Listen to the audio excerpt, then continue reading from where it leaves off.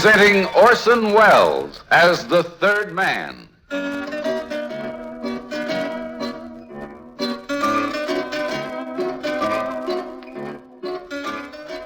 The Lives of Harry Lime. The fabulous stories of the immortal character originally created in the motion picture The Third Man, with zither music by Anton Karas. The scene is Rome. The time is not so very long ago. 100 bells in the Eternal City have just finished announcing midnight when Sir Evan Lawford, who's just spent a long, hard day with a lot of other diplomats at an important UN meeting and has topped the whole thing off with an interminable official banquet, puts his key in the lock of the door in the Hotel Excelsior and opens it, treating himself at the same moment to a well-earned yawn. He doesn't get to finish the yawn, however, because somebody is waiting for him in the room. Who do you think that is? Me, of course. Who else?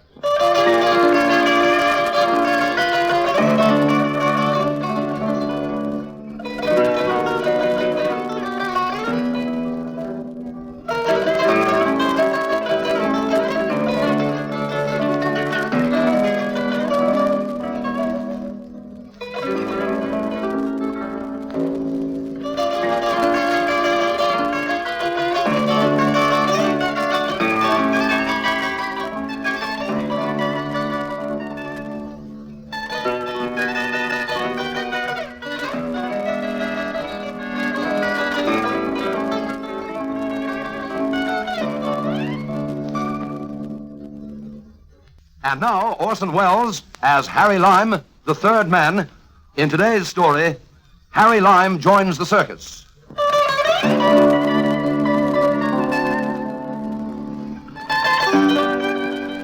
Just answer me this. I come back to my hotel room and find you in possession. How did you get in? Now, Sir Evan, you were pretty highly placed in British intelligence during the war. For all I know, you still are. You ought to know something about getting into hotel rooms. Purely routine, isn't it? I dare say. Well, what are you after? Well, not the secret papers or the plans for the fort or the crown jewels, Sir Evan, I assure you. No, I'd just like a couple of minutes of your time. Look here, I'm bone tired, and if you really want an appointment... I have a photograph here. I'd like you to identify it. It's just a snapshot. Would you mind looking at it? Not very clear, is it? No, but I think you can make out the face. Where was this taken? I'll come to that. You recognize this man? It's very difficult to be sure, you know. Sometimes these snaps are awfully deceptive. Sir Evan, when was the last time you saw Hans Hessel? Hans Hessel? That's the name. I saw him only once. It was in 39. I don't think we exchanged more than a dozen words Sir together. Evan, you have a reputation of knowing more than any man alive about the Nazi hierarchy. At least any man on our side of the fence. I don't need to tell you who Hessel was. He had a lot of high-sounding titles, but in the last year of the war, he was supposed to be the man closest to Hitler. Isn't that right? So I've heard. Now, don't play poker with me, Sir Evan. I'm not trying to sell you anything. Hessel was a kind of secretary of the Treasury, am I right? No, that was Schacht. I mean of Hitler's Treasury. Hessel was a super confidential secretary, and the way I hear it, the custodian of the Führer's personal wealth. You seem to have a lot of information yourself, Mr. Well, Lime. that's a sort of hobby of mine, information, Sir Evan. Besides, none of this is top secret or anything like that. There's been a lot of talk around about Hitler having a lot of hidden wealth, treasure in gold or something, only it's never been discovered. The whole thing is probably a legend. There's a tremendous lot of rumors. Your people took that rumor seriously enough, Sir Evan. I happen to know of several operatives who spent the last 3 years trying to locate that treasure and trying to track down Mr. Hessel. Hessel was a war criminal. He was wanted by the Allied authorities. Yes, and he's never been found. He's the only man except Bormann who got away, the only important one. Oh, he probably didn't get away, you know. He was almost certainly killed in Berlin. That's the official version, yes, but he left the bunker several days before the end, probably on some secret mission for the Führer. But nobody knows precisely what happened to him after that. This photograph? I wouldn't call this proof, Mr. Lime. No, I'd want to know first where it was taken and by whom. I'd want to know a lot of things. That's what I'm here to tell you. I'm also interested in motives, Mr. Lime. What's yours? Patriotism? Public spirit? No. Money. I see. Very well. What's your price? We were discussing my motive, not my price. My motive is money. My price is very cheap. Well, what is it? To tell you what I know, Sir Evan? To tell me what you know. I want you to give me your personal word regarding that photograph. That's my price. Do you identify it as a picture of Hans Hessel? Well, you know, it might be a case of extraordinary resemblance. There have been instances like that. I want you to tell me the truth, Sir Evan. According to the best of your belief, is that photograph a likeness of Hans Hessel? It is. Thank you very much, Sir Evan. And now I'll tell you what I know about it. It was taken in Coburg. That's a small city in the Austrian Tyrol. When was it taken? 11 months ago. 11 months ago? Mm-hmm. But then Hessel is still... Good night, Sir Evan. Where are you going? I'm going to let you get some sleep, Sir Evan. You told me you were tired. But you promised to tell me all you know. That is all I know, Sir Evan. Practically all I know. But if Hessel is still alive... Hessel is 200 feet underground, Sir Evan. He's been dead a long time. Good night now.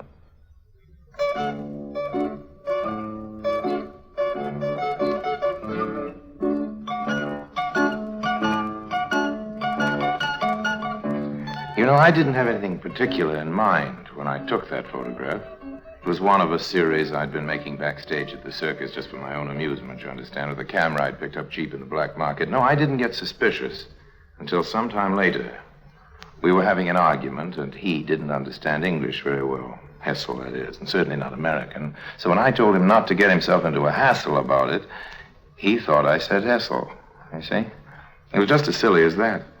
I didn't do any detective work. He just calmly spilled the beans all by himself. And that night when we got into Coburg, he slipped away, and of course I followed him, and he led me quite a chase up there in the mountains, but I kept right on his tail. The whole thing ended up, of all places, in a deserted mine. But it begins with a circus.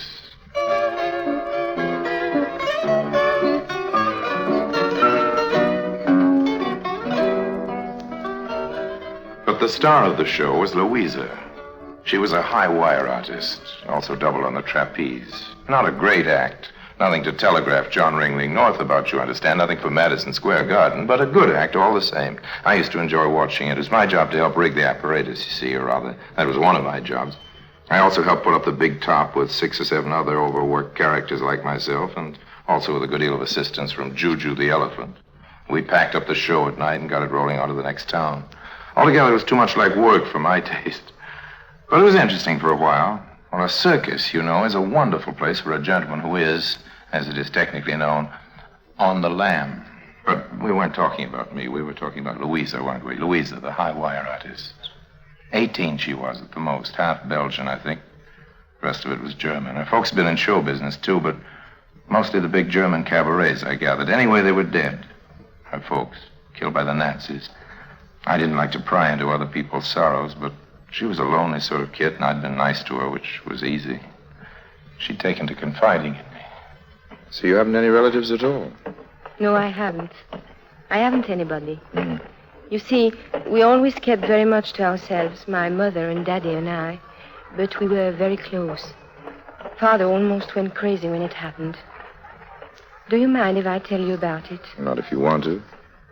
I have never told anybody before. Not what really happened. You see, they came first for my mother. They took her away to one of those camps. We never knew which it was or when she died or how. My father tried to go on, you know, working. But it was very hard.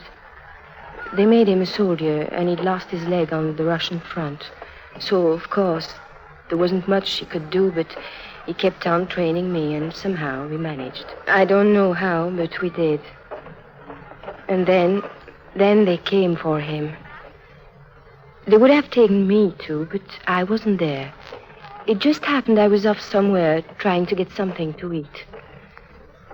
And Harry, you know what they did to my father. You really want to tell me? Yes, I want someone to know. Such things should not ever be forgotten. They didn't take him to a camp, Harry. This was in the beginning of 44. Did you ever hear of Hessel's Mobile Liquidation Squad? No. Well, it was the invention of that Hessel. He was one of the top Nazis, you know, toward the end. He never allowed himself to be photographed, but we heard about him all the same. He had trucks that went around to all the little towns. The trucks were really portable gas chambers, and they used to load the people into the trucks and kill them that way. It saved a lot of time and money. And you know something, Harry? This was late in the war, and they didn't want to stir up the people, so the trucks were camouflaged, decorated to look like circus wagons. The little children used to gather around outside and look at the pictures of the clowns and lions and tigers and things like that, while all the time inside they were killing people. That was Dr. Hessel's invention. Well, you shouldn't keep thinking about it. It doesn't do any good. I think of that man all the time, Harry. What man? Hessel. I told you. The man responsible for that wagon. Hessel was his name. I don't know what he calls himself now. But he got away, you know, Harry. He escaped from the bunker and was never found. But someday he will be found. Be sure of that. There are many of us all over the world looking for him. And someday one of us is bound to succeed. I only hope it's me. I don't believe you. What do you mean?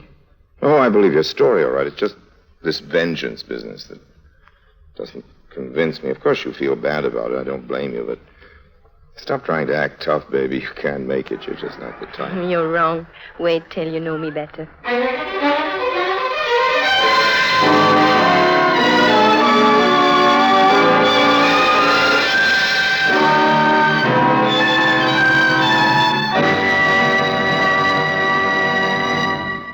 In a moment, Orson Welles returns as Harry Lime, the third man.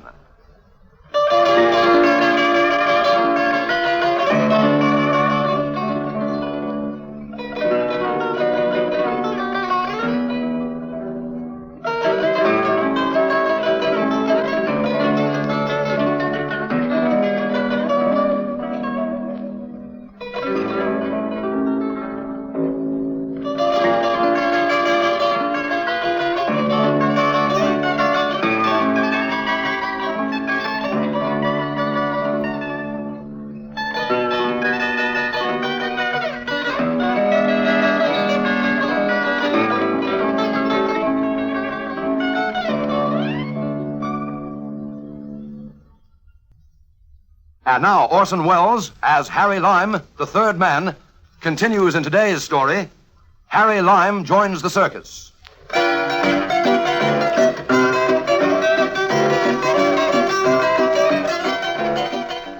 Why is our show running so short tonight, Geeko? Is it a long haul to the next town? Yes, and it's a bad road, you know, all mountains. Huh? Well, what's the name of the place? Coburg.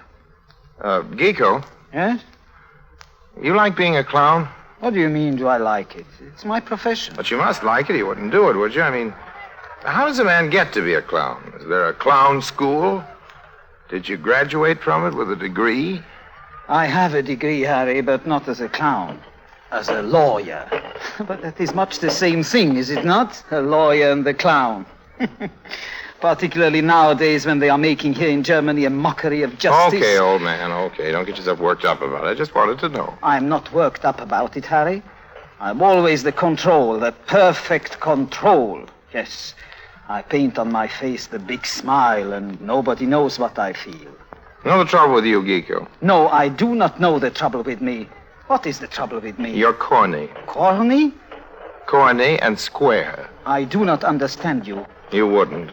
Listen, that routine about the clown with the painted smile and the broken heart is so tired it squeaks. Explain, please. What is your meaning? This Pagliacci routine, I don't buy it. Buy? Man. Buy? Who is offering anything for sale? I mean, I don't believe it. Now, don't get in a hassle over it. You! Hey, get your hands off my throat. You do not believe! You do not believe! What is there not to believe? I'm a clown, I tell you. That is all I am. A clown. What proof have you that I am anything else? Well, I ask you what proof? Sorry, old man.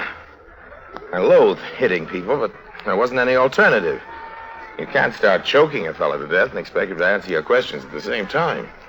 You wanted to know what proof I had. Well, I didn't have any. I didn't even have a suspicion. You got the whole conversation scrambled up in that thick skull of yours. You don't have the remotest idea what I was talking about, do you, Geeko? No. No, I didn't. Well, stop cringing like that. It isn't pretty. You can get up. Come on.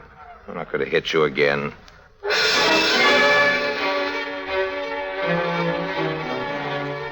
Geeko plunked that square, heavy body of his on a camp chair and started squinting at himself in the cracked mirror, which was always kept for last-minute repairs near the entranceway. He had an ugly-looking kisser at best. I hadn't improved it any with that punch, and I didn't blame him a bit for not looking very happy with what he saw in the glass. He got out his sticks of paint and began making repairs. I stood watching him. I cannot see why you have suspicions about me. I have nothing to hide. You seem to have one particular thing in mind. What is it, old man? It is not me. It is you who have said You don't dig me at all, do you? Dig? What do you know about digging? There are many mines in these mountains, many in Coburg. Go on, old man. What is there to go on about? I don't know, chum. You find your own cues. I don't give them to you. What about the mines? I know you are a secret agent, but why torture me? Who is it you work for? The pig dog Americans? The British? No, old man, I don't work for anybody. I work for me. Then where have you this information? You poor, dumb cluck. I haven't any information, but you're giving it to me just as fast as you can. If I knew a little more, maybe we could make a deal. You know enough already. If you are not a secret agent, I will kill you. I think I will kill you anyway. Because if they know about me, I have nothing to lose. And if they do not know about me, it will be better to make you silent. You have a wonderful brain, Geeko. Listen. Listen to what? Those big wooden wheels clanking around inside your skull. Those are your thoughts, Geeko, old man. Clankety, clankety, clankety, clank. There goes your other eye, Geeko. Geeko, you are now. Where's Geeko? Geeko is resting, Herr Kranz. He'll be with you in a minute. Oh, there he is. What's happened? Is he drunk? No, he just got overexcited. Come on. I come. I go. One other thing. Yes? I'll be watching your act, Geeko. Make it funny.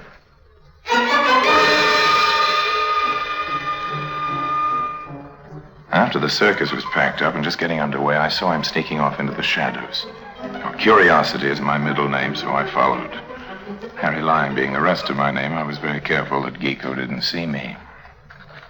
He led me quite a chase, through the suburbs and then out into the open country, till pretty soon we were into the pine forest, climbing up, way up.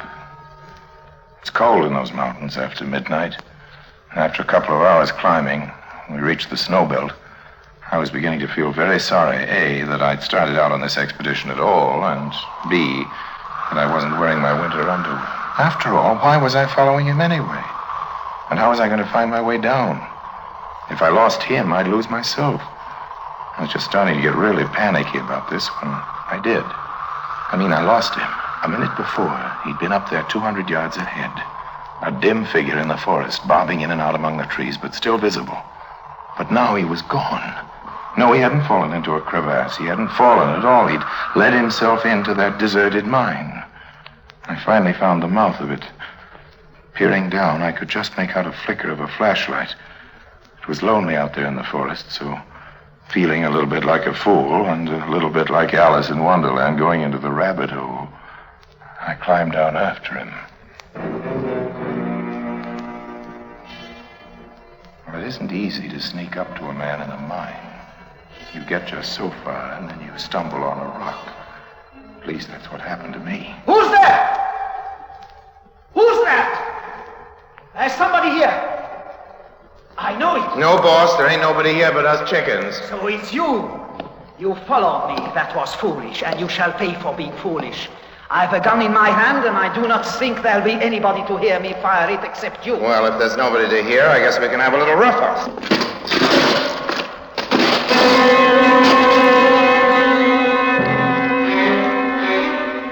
I tried a flying tackle, and it worked. Geeko crashed down like a ton of bricks. And the next thing he knew, I had his gun. No! You will not shoot! No! It was almost pitch black in there. I couldn't see what he was up to, but I could hear him running up toward the mouth of the tunnel. I started after him. I'm pulling down a support! No use to shoot, I'm closing you in! He'd worked close one of the old wooden supports, starting a miniature landslide. You may have my gun now, but what use is it? You are alone! I have trapped you! Now I will go away, and a few months from now, when you are only a skeleton, I will return.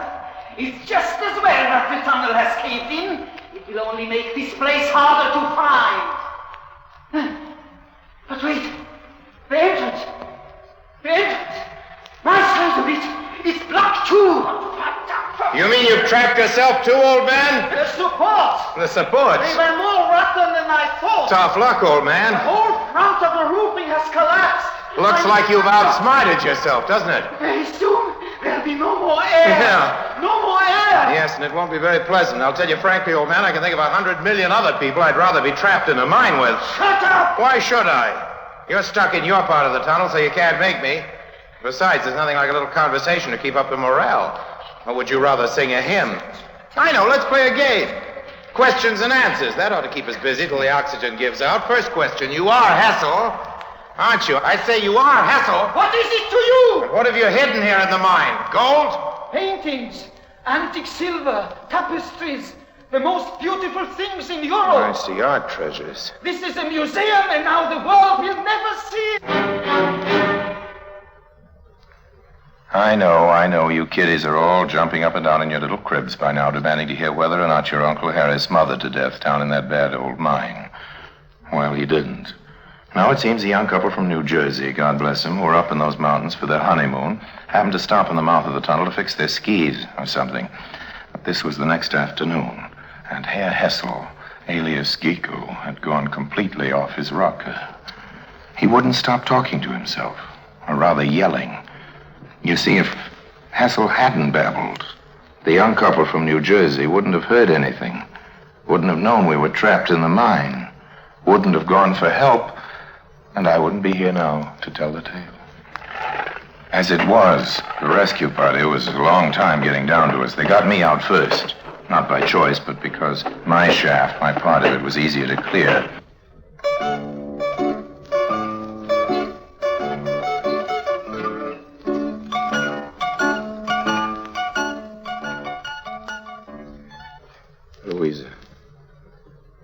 Louisa, is that really you? Yes, Harry. Just finished the drink. What happened, Louisa? What are you doing here? Nothing really, just trying to help. Nothing? Nothing, she says? Ach, what modesty has the young Fräulein. You wouldn't be here now, my friend, if it weren't for this lady. How do you mean? It doesn't matter, Harry. Finish your drink. You see, we could only manage to open a very small part of the tunnel with our pickaxes and drills. The only way to get you out in time was to dynamite the second shaft. Well, we couldn't just throw in the dynamite. You would have been killed. It had to be done with care. The charge had to be laid in just the right place.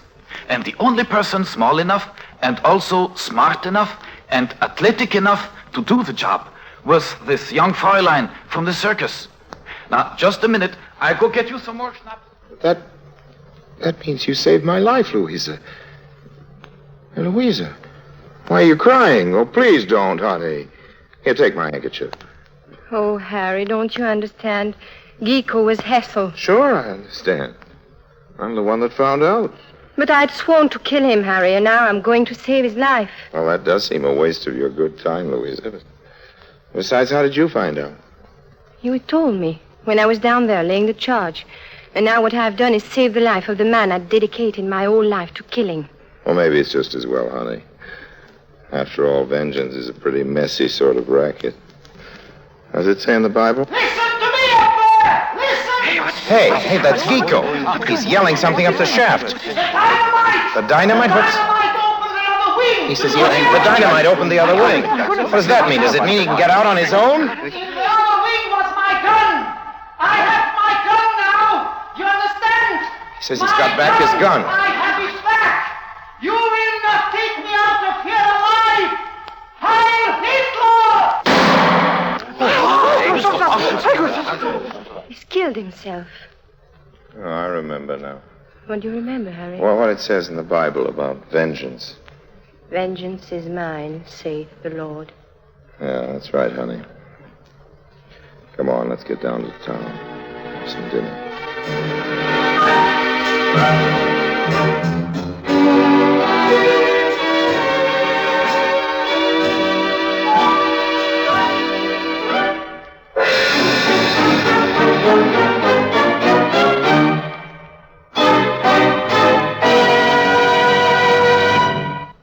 Harry Lime returns in just a moment.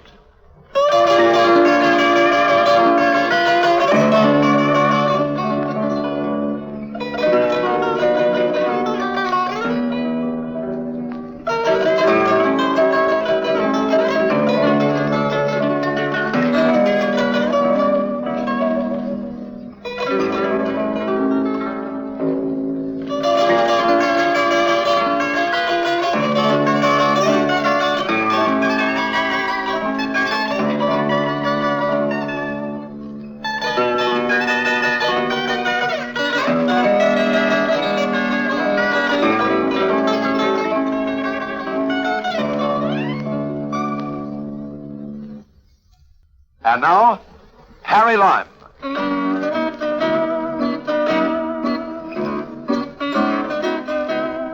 Now that I have Sir Evan Lawford's word for it that Hessel really was Hessel, I'm getting together a little expedition in Bavaria to dig up all that buried treasure. Nothing official, mind you. No reason to let the authorities into a good thing like that. Trouble is, I need money, quite a lot of it. I never seem to be able to get it all together at one time. That's the worst of my line of business, as I always say. Crime doesn't pay. So long now.